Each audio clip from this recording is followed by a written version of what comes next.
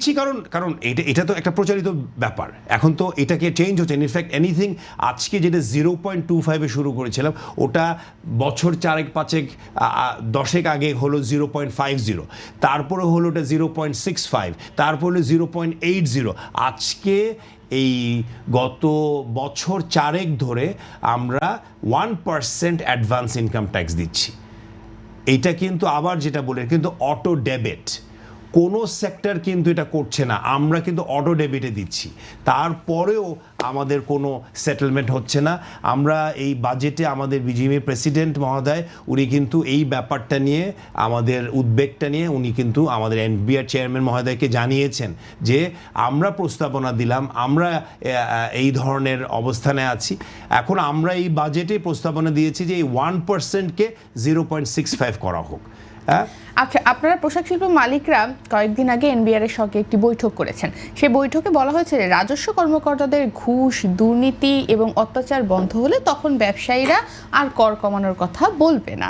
আসলে কোন পরিস্থিতিতে গেলে ব্যবসায়ীরা এই ধরনের কথা বলতে পারেন যে ঘুষ দুর্নীতি বন্ধ করেন, তাহলে আমরা আর কর কমাবো না, কিংবা আমাদের কর আমরা বেশি দিতে রাজি আছি, শুধু ঘুষ দুর্নীতিটা বন্ধ করুন? পরিস্থিতিটা আসলে কতটুকু জটিল? দেখেন, জটিল না, কারণ জটিল না করার জন্যই কিন্তু ওই যে বলেছি যে অ্যাডভান্স ইনকাম ট্যাক্স দিচ্ছি। 1, 2 হচ্ছে গিয়ে যে এই জটিলতাটা আসলেই আমার যেটা মনে হয়, যেটা যে আমার এক্সপিরিয়েন্স যেটা দেখছি যে আসলে এটাকে ডাউন দ্য চেইন, এইটার এখানে আপনার মানে যারা এটাকে অ্যাসেসমেন্টগুলো করেন, হ্যাঁ, সেই জায়গাগুলোকে প্রিন্সিপালি এই অ্যাসেসমেন্টের প্রিন্সিপালসগুলোকে এটাকে রিভিউ করার সময় চলে এসছে এখন।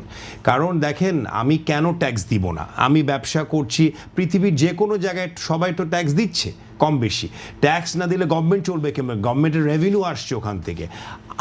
আমরা বলছি, বিজিএমইও একই কথা বলেছে গিয়ে মাননীয় আপনার এনবিআর চেয়ারম্যানের মহোদয়ের কাছে যে আমাদের হয়রানিটা বন্ধ করতে হবে। হয়রানিটা কোথায়? ওই যে অ্যাসেসমেন্ট করা হচ্ছে, হ্যাঁ, রাইট অ্যাসেসমেন্ট হচ্ছে কি না, এইটা হলো প্রথম বিষয়বস্তু দেখার, হ্যাঁ।